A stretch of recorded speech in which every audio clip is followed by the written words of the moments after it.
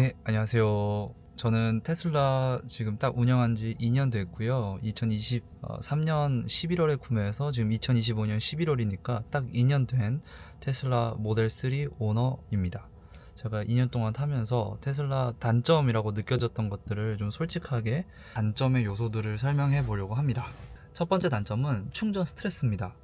예를 들면 집밥이나 회사밥이 있으면 그래도 출퇴근용으로 이용하는 데는 문제는 없다라고 저는 생각은 드는데, 근데 이제 저희가 출퇴근 용도로만 쓰는 게 아니지 않습니까? 주말에 한 번씩 저희 장거리를 나갈 때도 있고 아니면 한 번씩 여행을 갈 때도 있기 때문에, 이때 만약 지방에 내려가셔야 되거나 200~300km 이상을 운행하셔야 된다면 충전에 있어서 약간 부담이 되실 수 있습니다. 저 같은 경우에 통영에 한번 장거리로 이제 내려간 적이 있었는데, 올라오는 길에 충전을 하려고 휴게소를 한 곳에 들렸는데 그곳이 꽉 차 있어서 다음 휴게소로 갔는데 거기에 또 고장이 나 있어가지고 또 그 다음 휴게소까지 겨우겨우 가가지고 충전을 했던 경험이 있습니다.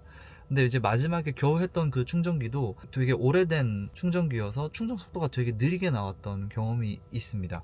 만약에 일주일에 한 번 아니면 뭐 한 달에 한 두세 번 정도 장거리를 뛰실 일이 있다면 생각보다 이 충전에 대한 부담이 조금 있을 수 있다. 이 부분은 확실히 저는 단점으로 다가왔습니다. 다음으로는 방금 말씀드렸다시피 이 충전기 상태가 엉망인 곳이 생각보다 많습니다.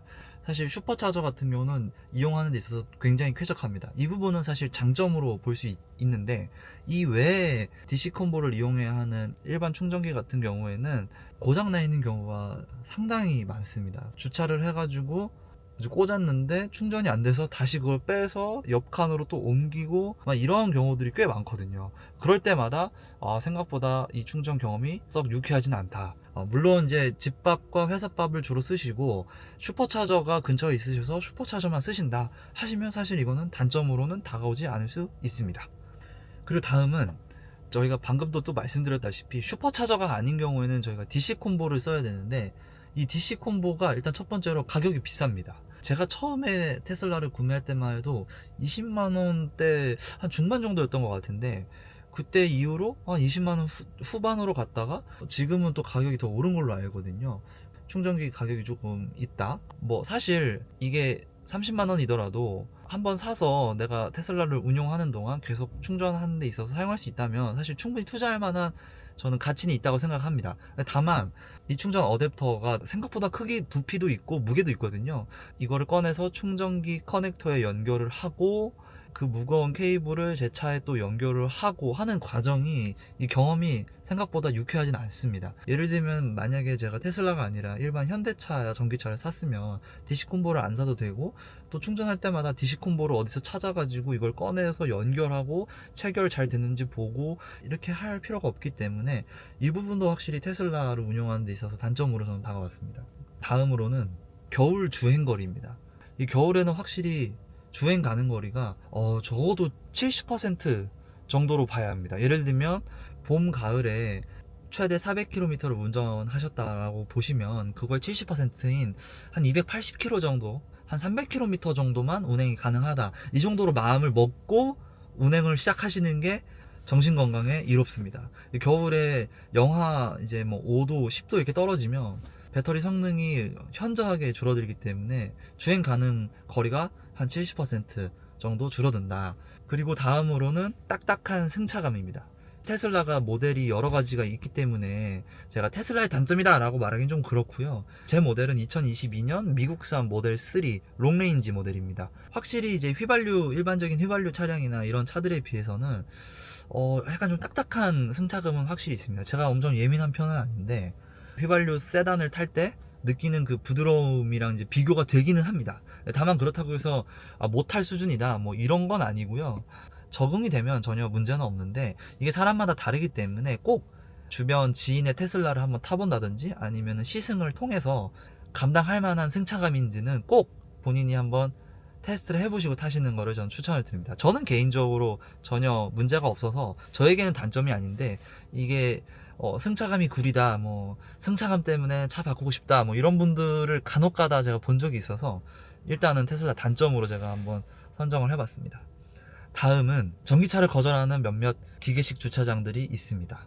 기계식 주차장에 허용 가능한 중량, 그다음에 뭐 전고, 뭐 길이 이런 게 다 충족이 되더라도 관리인이 자체적으로 거절하는 경우가 꽤 있었습니다. 이런 부분들이 좀 있기 때문에 운행하면서 다소 당황스러운 포인트가 될 수 있다. 예, 그리고 비슷한 느낌으로 전기차를 거절하는 몇몇 자동 주유소 세차장들이 또 있습니다. 다음으로는 AS 센터 이용 관련인데요. 유일하게 운행해봤던 차는 현대 차종이었는데 확실히 현대 차종보다는 AS 센터에 가는 게 조금 불편한 점이 있었습니다. 왜냐하면 AS 센터가 전국에 막 엄청 많지가 않고 예약을 하려고 하면 기본적으로 한 3주에서 한 4주 정도 평일 오전에 반차를 써야만 가능했던 것 같아요. 다만 AS 센터에 방문했던 경험 자체는 크게 나쁘진 않았어요. 이게 또 사람마다 AS 센터 방문 경험이 되게 별로다라는 분들도 계셨는데 저는 그런 건 없었고 다만 예약을 하는 게 조금 빡셌다. 그 부분이 조금 불편했습니다. 다음으로는 자체 내비게이션이 사실상 너무 불편하다. 이거는 워낙 유명한 단점 중 하나여서 다 이미 아시겠지만 저 같은 경우에는 처음에 최대한 이 자체 내비게이션을 써보려고 노력을 했는데요. 결국에는 이제 이런 거치대를 써서 저 같은 경우는 이제 거치대를 이렇게 쓰고 있거든요.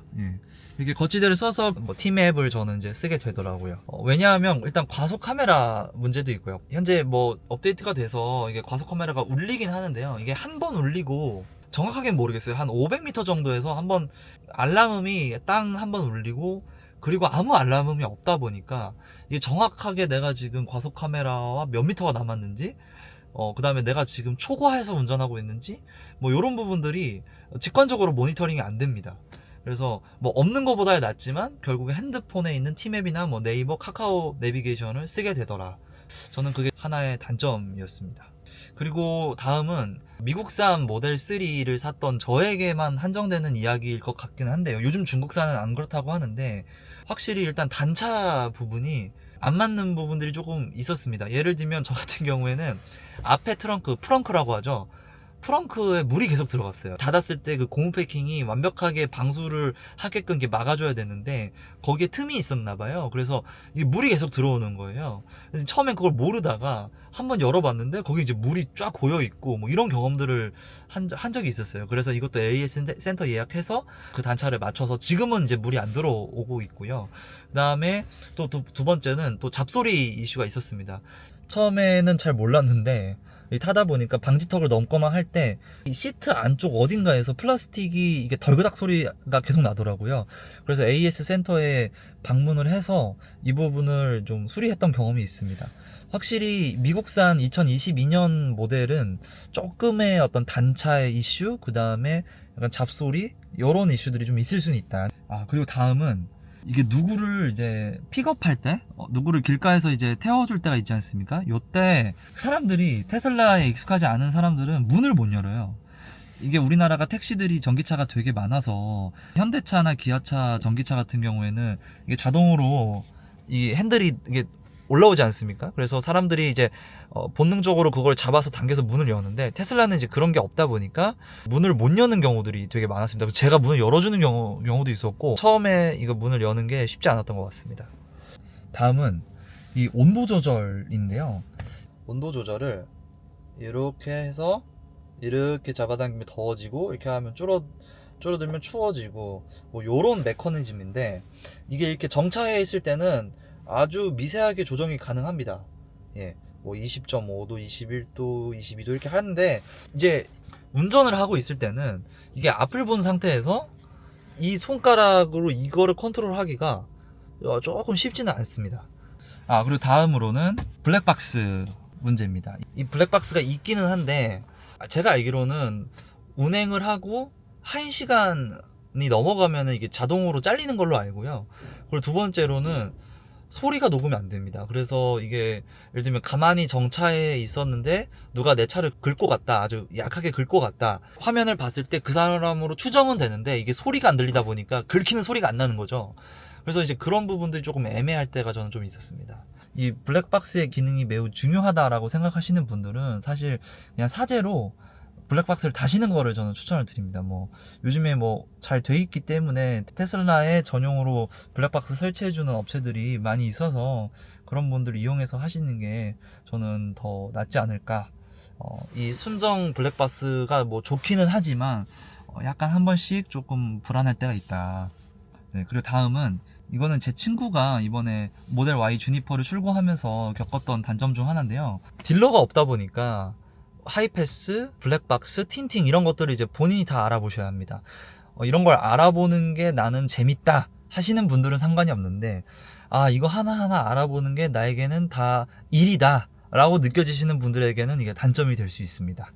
네, 여기까지 이제 제가 생각해본 테슬라의 단점들이었고요. 사실 영상을 찍으려고 집계를 하려고 하다 보니 이 쥐어짜내서 제가 리스트업을 한 것이지, 개별 건들 때문에 차를 운행을 못할 정도다 이런 건 전혀 아닙니다.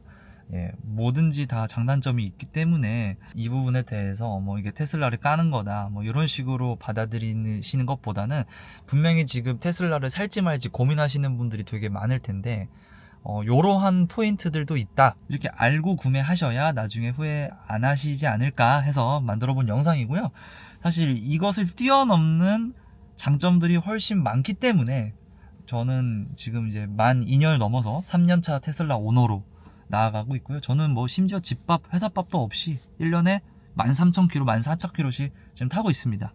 네, 전혀 지장 없이 잘 타고 있고요. 너무 즐겁게 테슬라 생활하고 있습니다. 그래서 다음 영상은 테슬라의 장점들을 잘 모아서 업로드 해보도록 하겠습니다. 그럼 이만 저는 가보겠습니다. 안녕.